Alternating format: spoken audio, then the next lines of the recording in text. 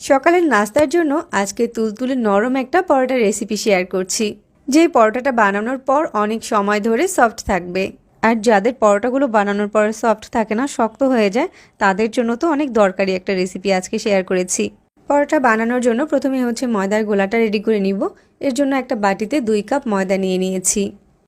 সাথে 1 চামচ দিয়ে দিচ্ছি লবণ, 1 টেবিল চামচ দিচ্ছি চিনি, আর 1 টেবিল চামচ দিচ্ছি পাউডার মিল্ক।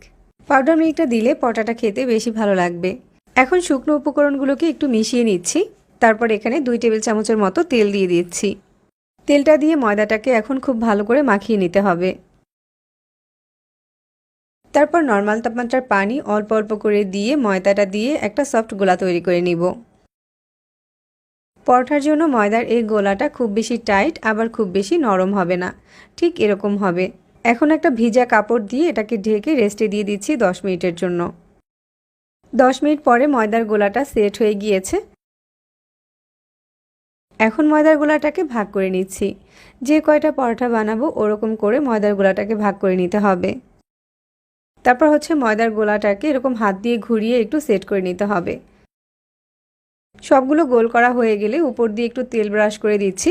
এখন বোর্ডের উপরে কিছুটা ময়দা ছিটিয়ে দিয়ে একটা গোলা নিয়ে এটা দিয়ে একটা রুটির মতো করে বেলে নিচ্ছি।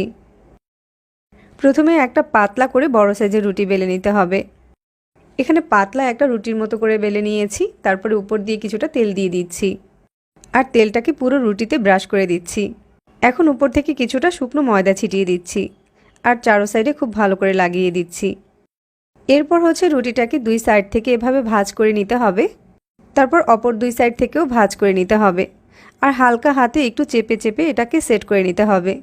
পরোটাগুলো বানানোর আগে প্রত্যেকটা গোলা দিয়ে এভাবে রুটি বেলে তারপর এভাবে আমি সেট করে নিব। সবগুলোকে ভাঁজ দেওয়া হয়ে গেলে এগুলোকে কিন্তু ঢেকে রাখতে হবে, না হয় কিন্তু উপরটা ড্রাই হয়ে যাবে। সবগুলো ময়দার গোলা দিয়ে যখন রুটি বেলে এভাবে সেট করে নেওয়া হয়ে যাবে, তখন এগুলো দিয়ে চৌকো করে পরোটা বেলে নিতে হবে।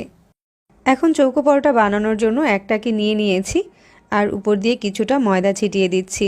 এখন চৌকো করে পরোটা বেলে নিচ্ছি। একটু ধৈর্য সহকারে বেলে নিতে হবে, যাতে করে এক সাইড মোটা আর এক সাইড পাতলা না হয়। আর তাড়াহুড়ো করে বেললে পরোটার শেপটা সুন্দর হবে না।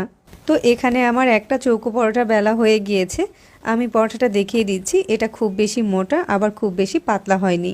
পরোটাগুলো ভাজার জন্য চুলায় ফ্রাই প্যান বসিয়ে গরম করে নিয়েছি আর একটা পরোটা দিয়ে দিচ্ছি। প্রথমে পরোটার একটা সাইডকে কয়েক সেকেন্ডের মতো সেঁকে নিব। তারপর অপর সাইডটাকেও কয়েক সেকেন্ডের মতো সেঁকে নিব। পরোটাটা কিন্তু এখনই ফুলতে শুরু করেছে। পরোটার দুটো সাইডই যখন সেঁকা হয়ে যাবে তখন 2